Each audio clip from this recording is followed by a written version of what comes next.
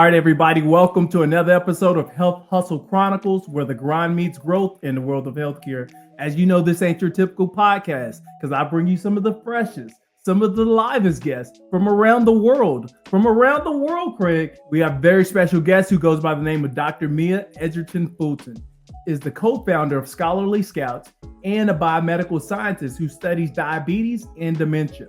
Her goal is to bring cutting-edge science to the lives of individuals, helping them reach their full potential. Dr. Mia, she's a firm believer in the power of knowledge and strives to promote the importance of education. She's an advocate for advancement of scientific research and mentors aspiring scientists to help them reach their goals. Through her work, she is determined to make a positive difference in this world. Please put your hands together and welcome Dr. Mia Edgerton-Fulton to the stage. What's up, Doc? I love it. I love your interest. Yes. Wow. What you giving today? What are you giving? I'm giving gratefulness. I'm giving mindfulness, and I'm giving joy today. That is awesome. So I think not only should we celebrate the fact that we're on this podcast together, but we're also celebrating the fact that you're a brand new doctor, right? Yes. Ooh, it feels good to say that. Dr. Mia Edgerton-Fulton. Hey, listen, I can't get enough saying it as well because I want to celebrate your accomplishments as well. Even though I didn't go through this journey with you, I was there sitting on the sideline. I remember you and we probably connected maybe it's about a year and a half ago, whatnot like that. And I was chronicling, or you were chronicling your journey, to becoming, this scientist. And each and every day you would post, and then I would see you connect with other students who looked like you, or you was still trying to inspire them. And I think you was hosting them on your podcast or with your business or whatnot. But you would take us behind the scenes to introduce us to what that journey looked like. And I was thinking from the outside looking in, man, that's not what I wanted to do, but I'm glad she's doing it. I appreciate you saying that, but I feel like I was called to be there to motivate others, get them to know that anything is possible. No matter where you come from, there is no ceiling. Right. We can shatter all barriers. I love it. You already started with the positivity, so let's jump right into it. Doc, please. Introduce yourself from a personal standpoint. Let us vibe with you, get to know you.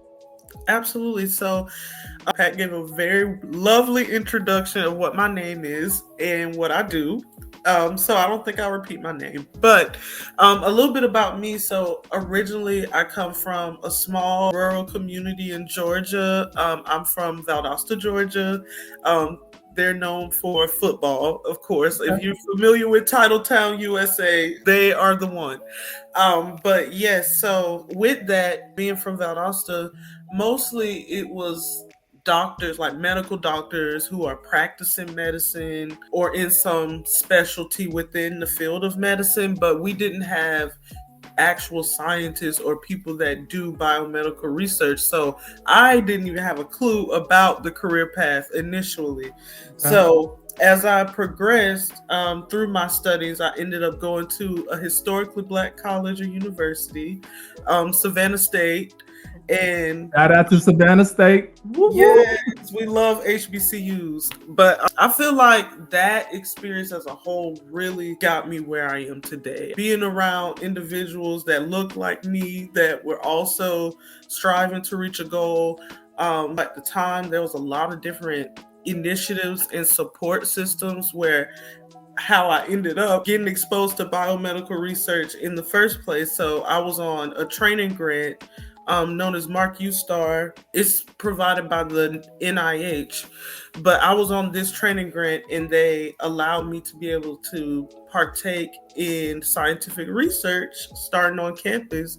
And this was entirely new to me. I'm like, well, they said they'll pay 60% of my tuition and they're going to pay me every month. So in my mind, I don't have people that can pay for my schooling and I don't have people that can send me money every month. So sounds like a sweet deal to Let's go.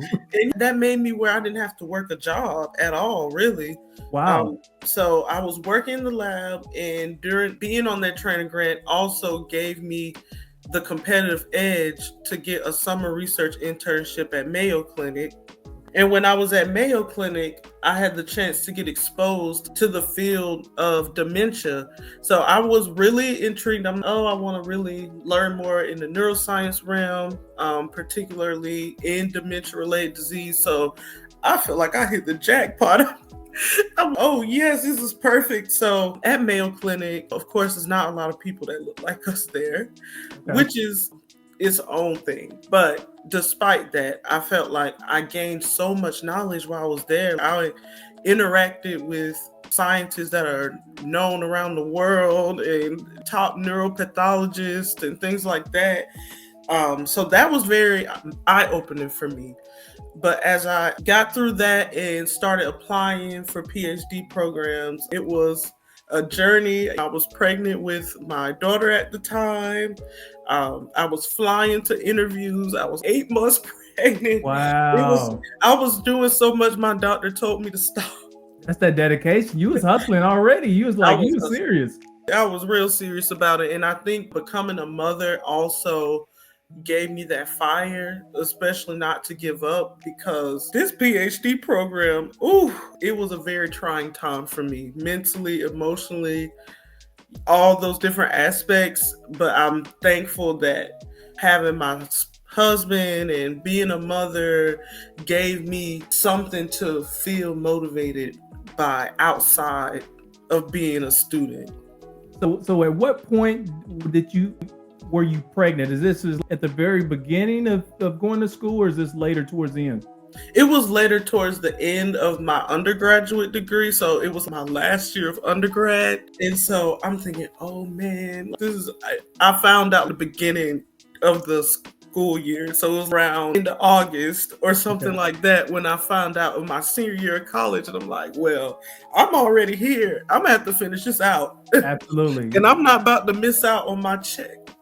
Exactly. So it was burning. You was like, I'm still going. It's interesting that you said that though, because a lot of people, they think now that I'm pregnant, I have to pivot and stop altogether and then never come back and revisit. But you took the other route. You was like, I'm pregnant, but it actually gave you additional motivation to keep going. Why was that?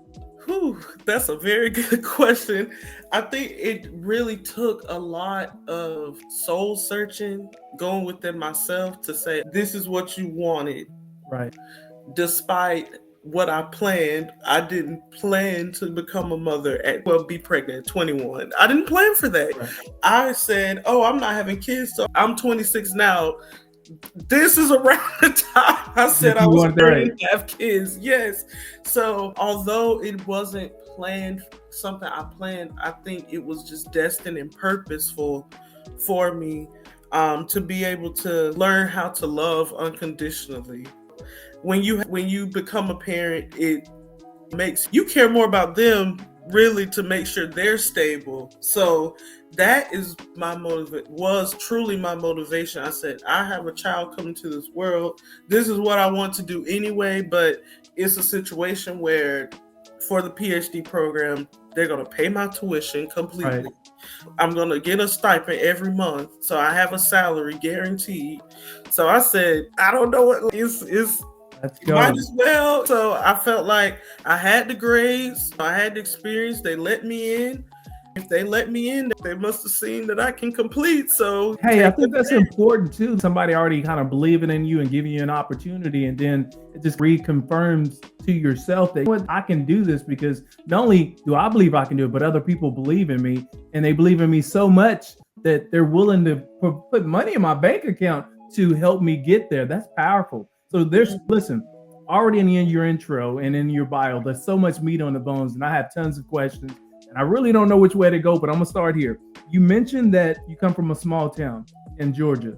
How big, in this rural, so how big is this town that we're talking about for context?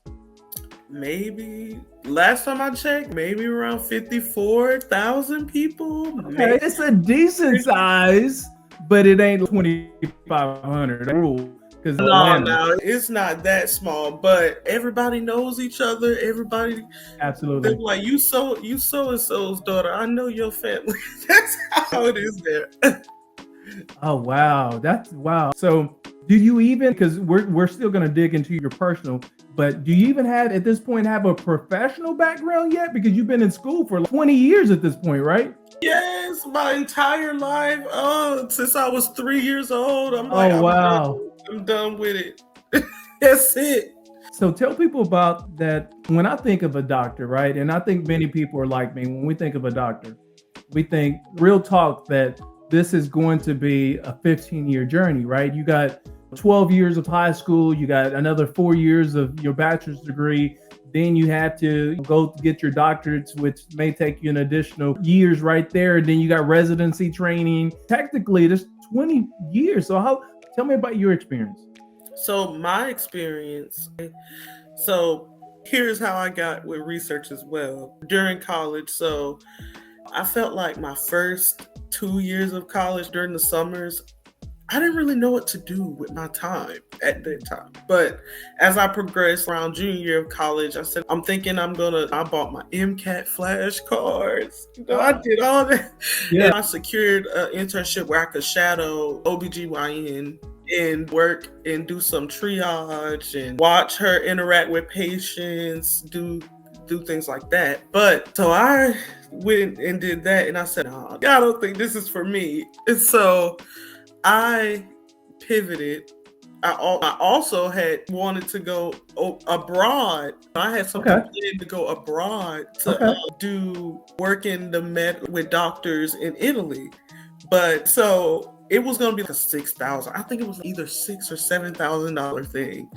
And so I got in this push and pull situation, I suppose, where I said, now I have no choice but to pivot. And that's where I had the following year got invited to go to Mayo Clinic. So I said everything worked out the way it needed to. I didn't really have a lot of professional background before undergrad, if that makes sense. Right. But in undergrad, I got my experience through research experiences mainly. But I think that's really mainly how I got my experiences to skip a master's and go straight into a PhD program. Wow.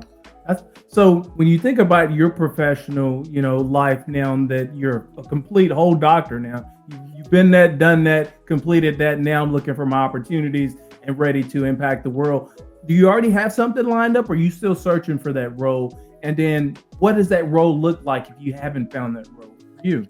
Right. So currently I wouldn't say priority.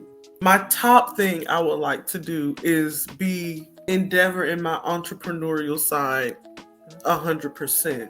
That's what I would like to do as a biotech, biopharma CEO. That's where I want to be. But it takes time to build the capital, all those different things, which I understand. Right. But as my safety net, I have been exploring job opportunities as well. So I've been applying and getting interviews. So mainly applying for roles because I did a lot of cell culture work while I was in my PhD. Okay. So I've been applying to things like that, cell culture, scientist roles, and then a lot of research and development roles because it's easy to transition at least. But since I did a lot of work in science communications, I've been applying to medical writing roles as well. And then the individuals that help coordinate and lead clinical trials and different preclinical studies, I've been applying to those positions. So I'm pretty open-minded to the possibilities, but like I said, my highest top goal is to be in entrepreneurship full time. Got it. Listen, I'm looking at you, and I need everybody to know that they're listening to the podcast. If you're just listening to the podcast, I want to point out the fact that we're speaking to, again, Dr. Mia Edgerton-Fulton, right? And a little bit about her. She's the co-founder of Scholarly Scout. She's a biomedical scientist. She studies diabetes and dementia. And her goal is to bring cutting-edge science into the lives of individuals, helping them reach their full potential. She's also a firm believer in the power of knowledge and strives to promote the importance of education. And the reason I bring this up, Dr. Mia Edgerton-Fulton, she's also an accomplished Black female. So if you're hearing her voice, I want to point out the fact that she's a Black female. She's dope, and we're just jumping into her background. So, Doc, I would love to really understand more about that hustle journey. As you know, that hustle is all about, those challenges, those setbacks, those things that we have to overcome on our journey to reach, the top. So tell me about your hustle journey. Is there anything that really just stood out about yours? I think really what stood out about my hustle journey was losing my father at a very young age. I would say at a critical age. I was 13 when my father passed away, and it was unexpected too, as well. So it's not something that, as if someone's sick and you can have time to prepare. It wasn't a situation like that at all. He was murdered, so we didn't have any chance to prepare for that. Oh, wow. But with all that, it was a lot of attention on the media and all those different aspects. And that's why I said with my town at the time, it was probably maybe 40,000 people, something like that. Sure. But a lot of people were asking questions, and I think it was a very trying time for me between there and getting ready to graduate from high school. That situation as a whole, I felt like I wanted to be form my own identity, if that makes sense, outside of people saying, "Oh, the daughter of the DJ that got killed." Right. I wanted something outside of that because I knew that it's more to me than just that. I value the relationship I had with my father. He was very present. I value the time that we had together. However, I want an identity to myself. Sure. So that motivated me to pretty much go to a new environment, go to a new city, and take a chance and focus on meeting my goals. So that was a huge part of my hustle journey, and what made me also pursue scholarships, because I had a single parent at the time by that point. And so financially just wasn't there to help pay for education. So I put in a lot of sweat and work into getting the scholarships. And so I was able to pay for at least the first year just in scholarships alone. And then nice. By year 2, I had work study and other scholarships. And then by year 3, I had that training grant, and they were paying 60%. So it wasn't, the rest of my scholarships covered everything else. So that was a big part of my hustle journey, not coming from a lot of wealth, and also experiencing the loss of my father at a young age. In such a tragic way, like you said. I think, what I'm understanding is you didn't want your father's story to define your story, and you was looking to carve out your own space and your own path to success, which led to really you and your mom. Did you have any siblings at this point, or just you and your mom? I have 2 brothers, and I think they were like 5 and 6 at the time. So that was hard for them. I'm the oldest. Got it. So there's added pressures being the oldest, because you got to lead by example, right? Mm-hmm. Got to help mom out and all that other good stuff. And so was there anybody in your family who took the medical route? No, not to this extent. Now, I do have some cousins that took up nursing, but we don't have any doctors in the family. I think I'm the first one. Wow. Hey, let's you just pointed that out. Lord mercy, got it. First generation doctor of the family. Let's give praise. Yes. You did that. So, Doc, you could have been any type of doctor, right? But you decided on dementia and diabetes. Why did that resonate with you? Yes. So I guess I can give background of how I ended up with diabetes and dementia research. So initially, of course I had this interest in dementia anyway, coming to the PhD after doing my internship at Mayo Clinic. And so, in Mayo Clinic, I studied Parkinson's disease, which is different from what I'm studying now. But when you first get into the PhD program, the first year you have to do lab rotations to figure out who's going to be your dissertation advisor, where you're going to do all your research at, whose lab you're going to be in. So I did, the general thing is 3 rotations. So I did 3 didn't like any of them. Oh, wow. Okay. None of them. The work environment was toxic. I can't, no. And that also tested whether I can do this or not. Because I said, look, I'm tired of being the only Black one. Right. I'm tired of people acting crazy in this lab, doubting, trying to insult my intelligence, but things like that. But I ended up doing a 4th rotation, and I bumped into, it's a Black faculty member who I contacted, and she's a mentor for me on the side. And I was telling her, I was like, look, I'm not finding anybody that's good like this. I don't know what to do. And so she was saying, oh, maybe you should talk to my colleague. I'll go ahead and say her name because I just love her that much. My colleague, Avier Ergo. And so I reached out to her and I'm like, hey, can we meet? And I wanted to talk about your lab. I'm a first-year PhD student. I already knew she took another person that was in my cohort. We're in the same cohort. So she already took one. And I'm thinking, oh, man. And I know she has another student. I'm pushing it with You're like, oh, I'm asking a lot, but let me ask anyway. So I met with her and I was telling her, hey, this is what's going on. It's like, I know I'm not lazy. I put the work in and I have experience, but she really valued what I had to say. And from that point on, I knew about the research she was doing. So she was looking at how diabetes and stroke impact brain health and lead to dementia over time. So I first started analyzing behavior data they did in a preclinical study with diabetic rats. And so when I did that, I was like, oh, I have to stay. And so I stayed, and I was really motivated by it with my grandmother having diabetes. Okay. And then now, as she's gone along, she's had a stroke and developed dementia. So it really became a passion project for me. And I really wanted to make a difference, especially because I know so many Black people in our community that have diabetes, that do have stroke, hypertension, all these things, and they have no clue that you can get dementia later down the road from having these type of diseases beforehand. So it's not 100% passed on by DNA. You can just get it through improper health. Absolutely.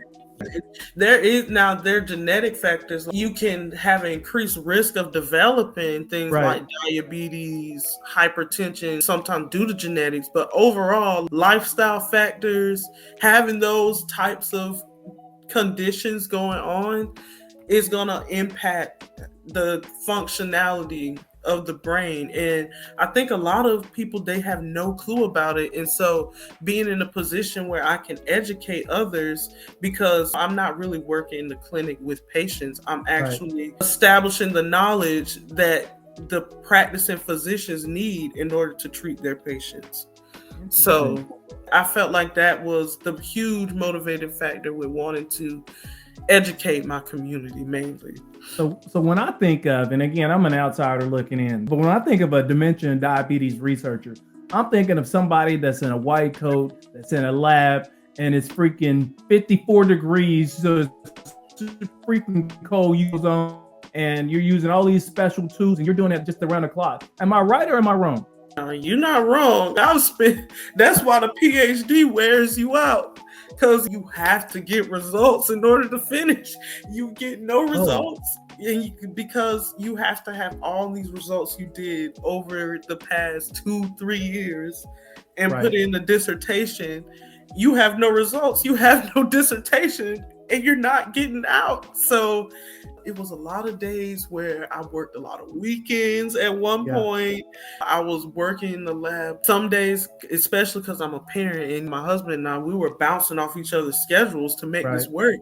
So it was some days where I had to, if he had to work during the day and Lauren was sick or something, I had to be home, I would have to go to the lab and be in there from 6 to 10 p.m. at night. So so we didn't live far. So it's like we live 6 minutes away, which was perfect. But that's the type of things, like, you work a lot of hours. I had to work with rats, and I ain't gonna lie to you. I was so scared. Despite I learned so much from it, it's going to help me when I'm ready to launch my company to be able to incorporate these techniques. But we got promising results from the study, which is awesome. But that took a lot of strength for me.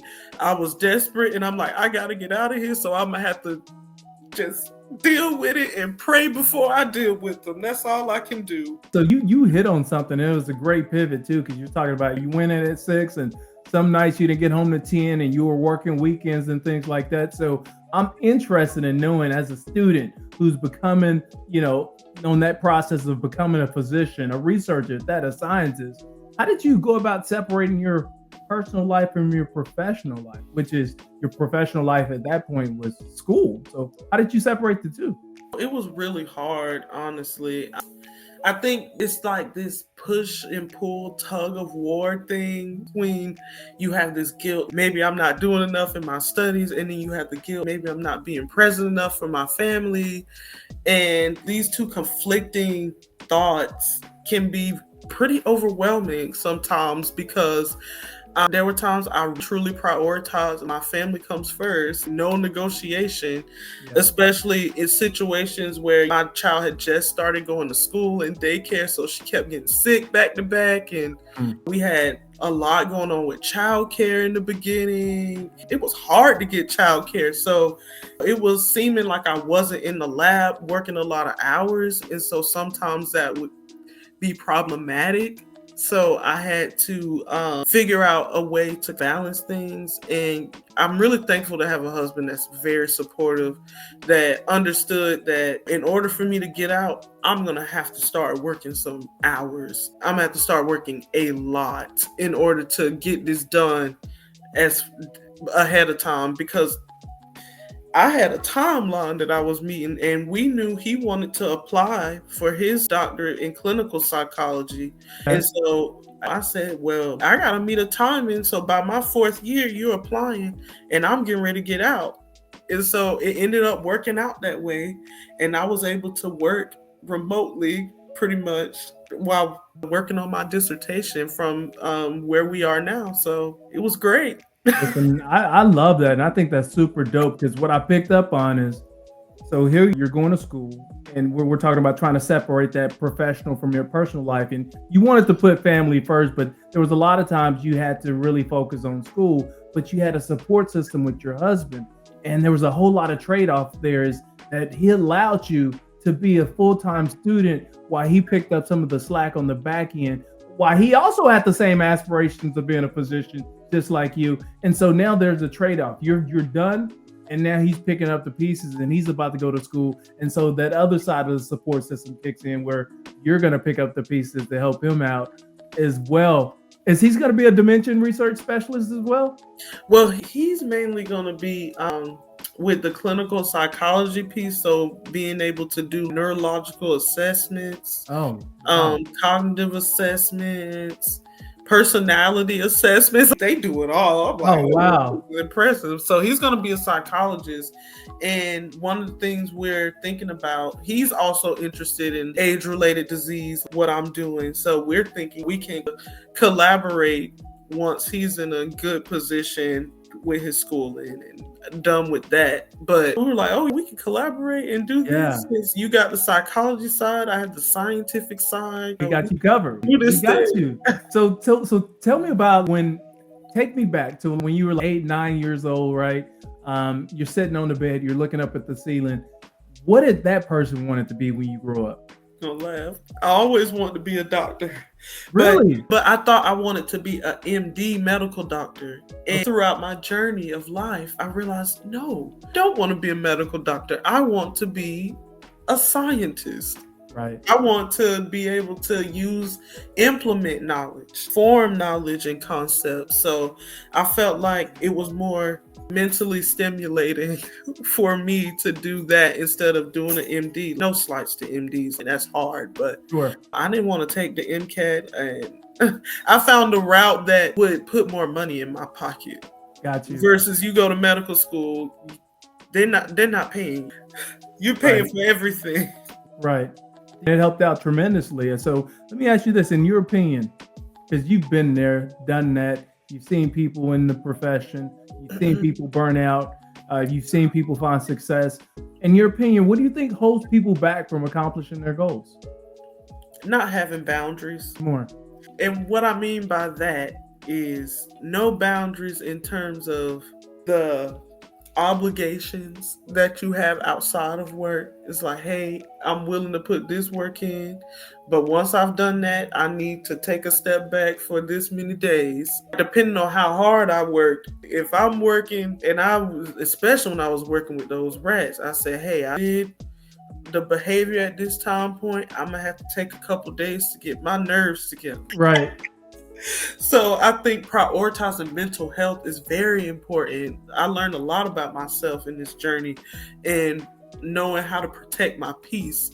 You have to know how to also speak up for yourself. I think that's another way people slip through the cracks.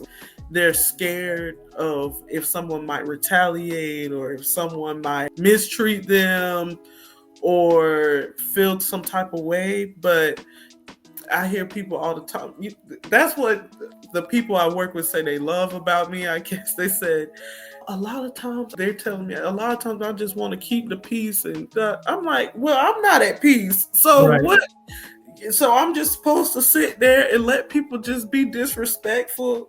They're at peace and I'm not. No, I think too is like you said, is being able to speak up for yourself. Right. If you don't believe in yourself and you don't feel you can advocate for yourself, I think that's something that a person can start there.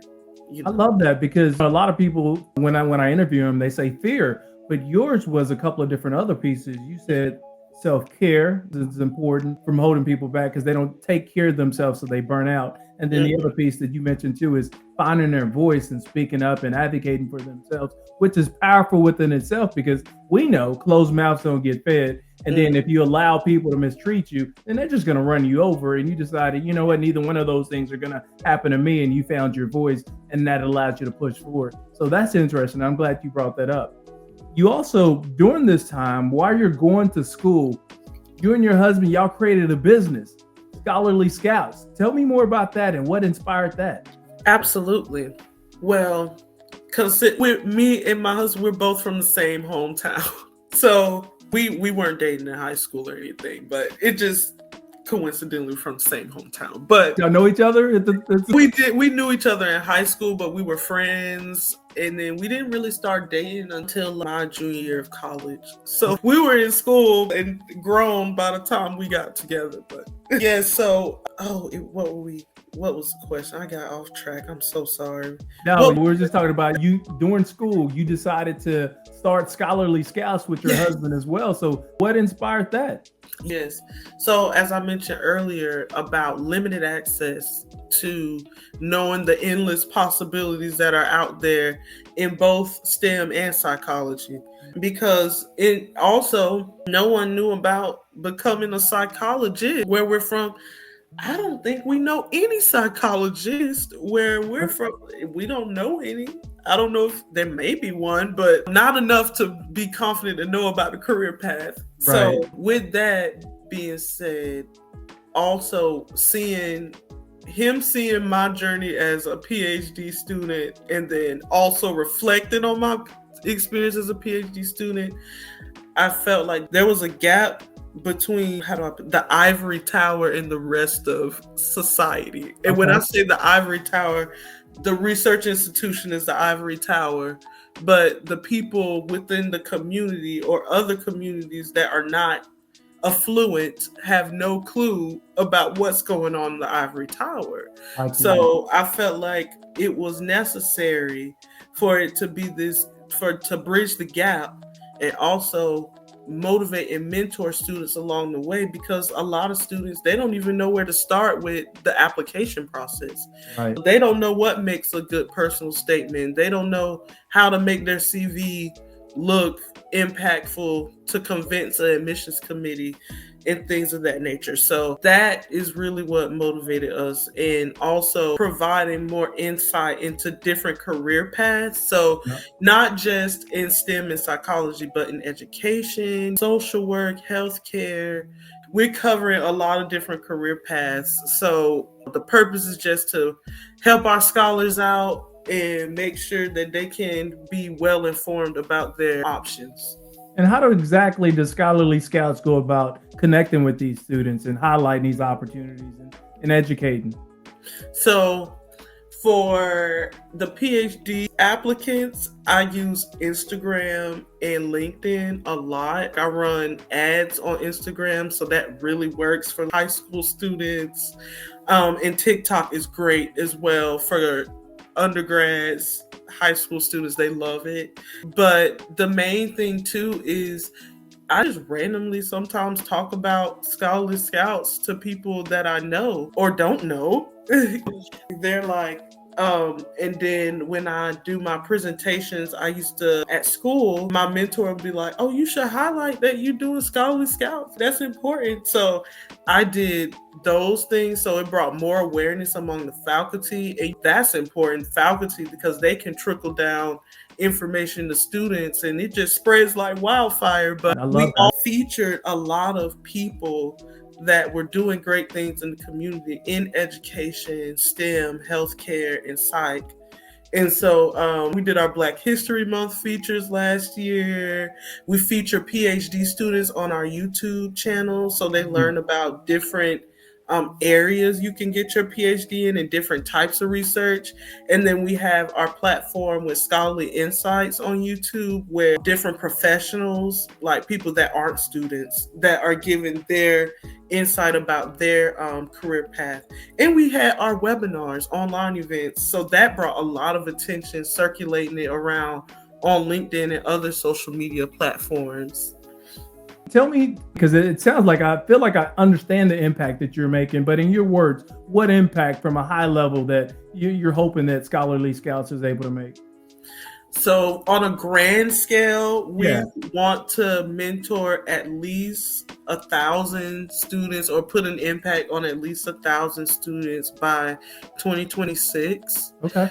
So our goal is to do that by spring of 2026, even if it's increasing our email list or even if it's having a consultation short 20-minute conversation with a scholar, or whether it's taking time to mentor one-on-one. I also tutor students through Scholarly Scouts too, so that's another way I've been reaching students too. A lot of kids need help. Yeah, they do. What about, because everything you said, I really, really like it. What about what I understand, if I've interviewed several different physicians, right? Doctors in various different roles. And unlike you, where they had that entrepreneurial side, a lot of them are just focused on, hey, I want to go work for a corporation. You said, you know what, I want to do both. I would like to be able to impact people within a facility, but also have that entrepreneur route where I can provide for myself, but also educate and provide for other people as well. Help me understand, what are some of the, I guess, misconceptions, pitfalls that students have about going through the process of becoming a physician? Please share some insight on that. So I know with getting a PhD, a lot of people don't understand what you can do with the PhD. Right. When you get an MD, medical doctor degree, you know what your path is. You're going to do a residency. Right. You're going to do all this. So unlike MD, a PhD program, which is more research-based, a lot of people are like, well, can I get my return of investment of my time? It's a long program. Our program is approximately 5 years. I finished in 4.5 years. Okay. But celebrate. Oh, yes, I'm happy I can say that. But it's a blessing. It is. But sometimes it can go up to 6 to 7 years, depending on the program. So that's why a lot of people, they're like, I don't know, that they have to get a master's to get a PhD, which is totally not the case. I assumed that. I made that assumption. Yeah. I get a master's at all. Wow. You jump right into the PhD. I love that. I went straight from undergrad to a PhD. Now, granted, doing that is like a shocker. Like, ooh, this is hard. Yeah. I'm used to this level of work. But common misconception. Also, too, I think another misconception is that, especially when you're Black going into these spaces, is that, the expectation is that people are not gonna do you right. You're gonna have to take mess, all this stuff. I decided not to make that my reality. Okay. I don't care if you were a student. I didn't care if you were a faculty member. I don't care if you the dean. Respectfully, I will tell you, hey, that didn't resonate well with me. And I think it's a way to communicate and advocate for yourself. But, know not to run over you, but you don't have to get out of character to let people know that. So that's a common misconception. And also that not people that have good intentions in terms of like being medical research, because I can truly understand that, like not trusting science or something, because of prior historical things. Yeah, especially Black people look at that and we're like, man, they ran the test on us. Right. Right. Yeah. So Henrietta Lacks, the experiment, the list can go on. There's an endless list of why Black should not trust medical research. But I wanted to kind of bit of that misconception by coming with genuine intentions, sure that despite what others may have done, I want to turn it around where people can say, people that really want to genuinely make a difference in this world, and they're not doing it to exploit others. Right. Felt like that is something that's misconception that, gonna take years, centuries. I don't know how long it'll take to repair that, but I want at least seeing a Black face and seeing somebody that's really serious about not letting things go down in an unethical way, right, is what we need to see.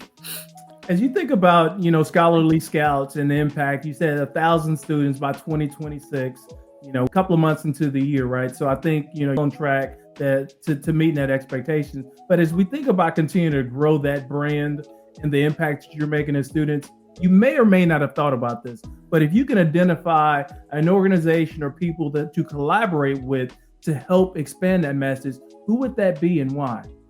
Yes, so I'm glad you mentioned that. We have done some previous collaborations, but of course there's always new collaborations that can happen.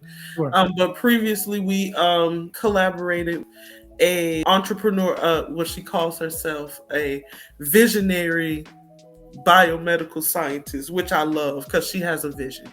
Okay. So she talks a lot about how she went from being a full-time employee to a full entrepreneur and author.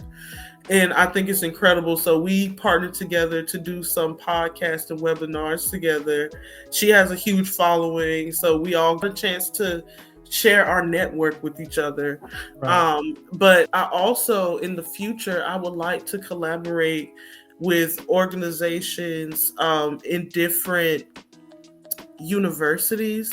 Okay. I've done collaborations with my university and a few elementary schools and middle schools, but I want to expand my reach more and get more into different schools and academic institutions, because I think that's going to help be more of a trickle-down effect to directly impact. So I want to be able to get in and do some more workshops and interactive science events. So I love doing those type of outreach and community events through Scholarly Scouts.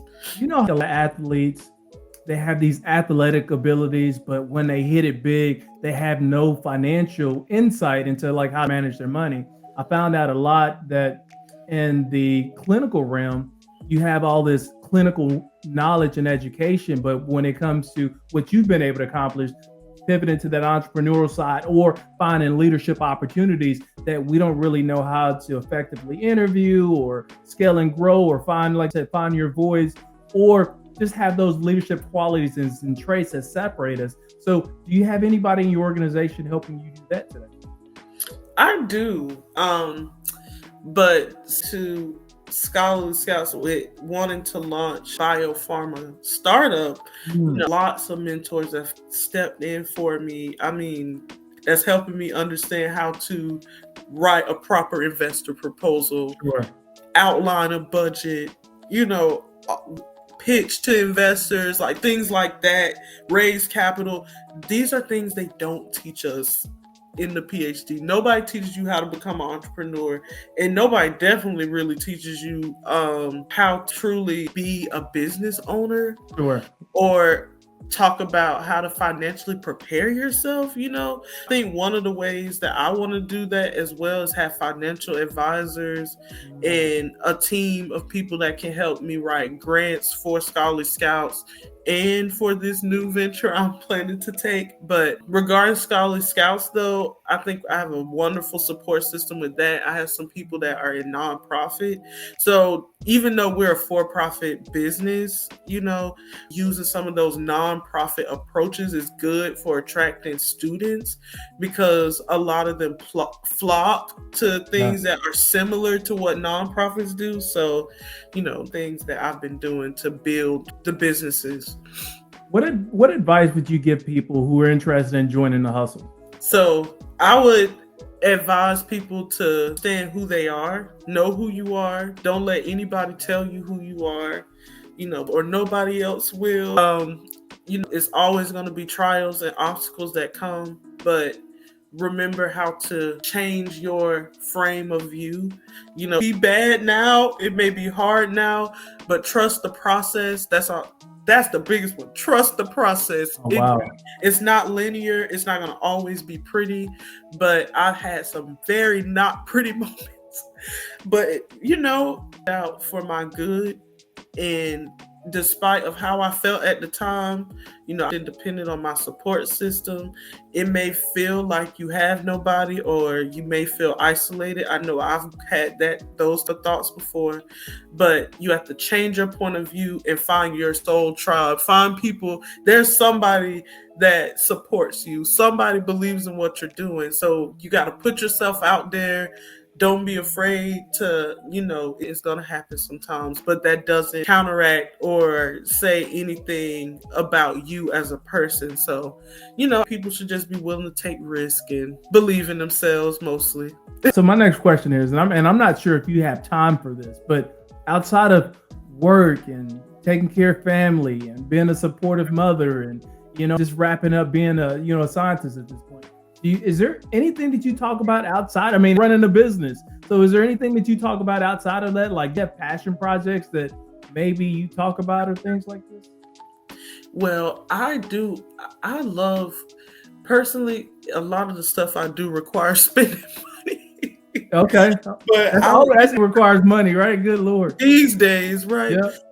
But I really like getting a chance to go do some yoga sometimes. Okay.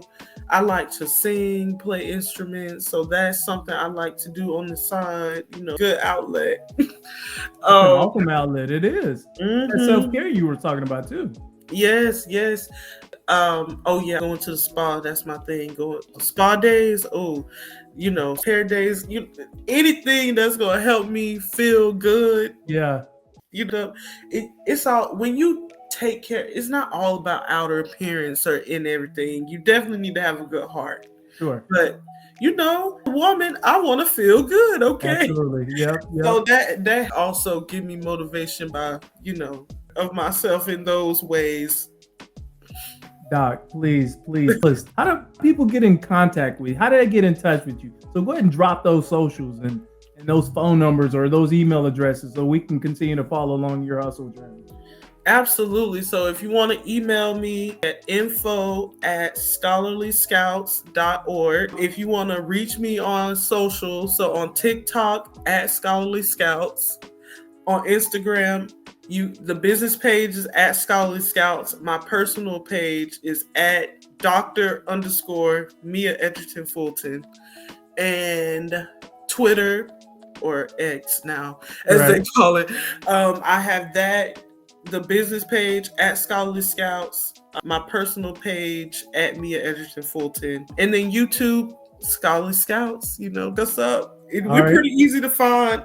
We got all of our connections, all of our socials at this point. Hey, listen, guys, this has been another episode of Health Hustle Chronicles, where the grind meets growth in the world of healthcare. As you know, this ain't your typical podcast because I bring you some of the freshest, some of the livest guests from around the world, Craig. And today we were able to connect with Dr. Mia Edgerton-Fulton. She's the co-founder of Scholarly Scouts and a biomedical scientist who studies diabetes and dementia.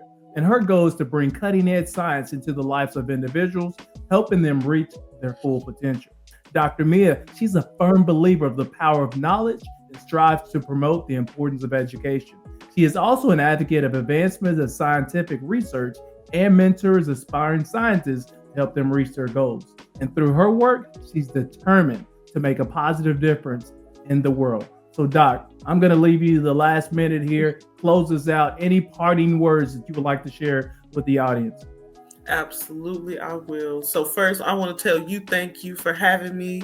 It's been an amazing experience to share my story.